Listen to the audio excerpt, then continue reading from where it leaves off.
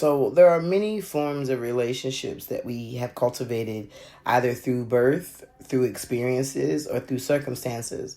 And not all of them are bad, even if they're not what you chose, but they are not necessarily aligning with who you are and who you are becoming or who you want to be.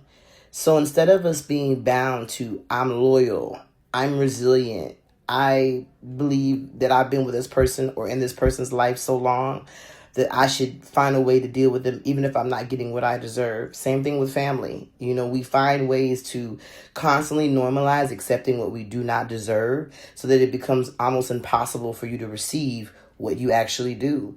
And for you to manifest these new experiences or the ones that you genuinely want, because you're always saving space for people who not only will never give you what you want, but are now in essence blocks to receive what your birthright is: love, protection. If it's companionship. If it's fucking around, whatever it is, right? Whatever you want. But a lot of times, how do we know what we want when we're basing it on what other people have either taught us, projected on us, or made us believe with their expectations to be able to have them in our lives?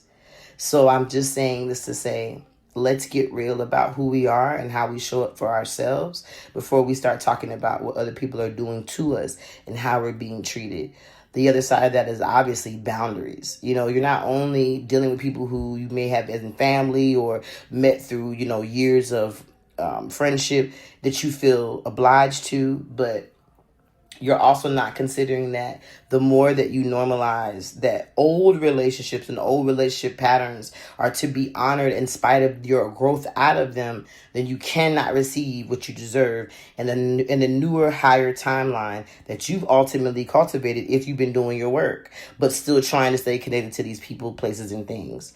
So let's start getting real, y'all, that everybody ain't coming.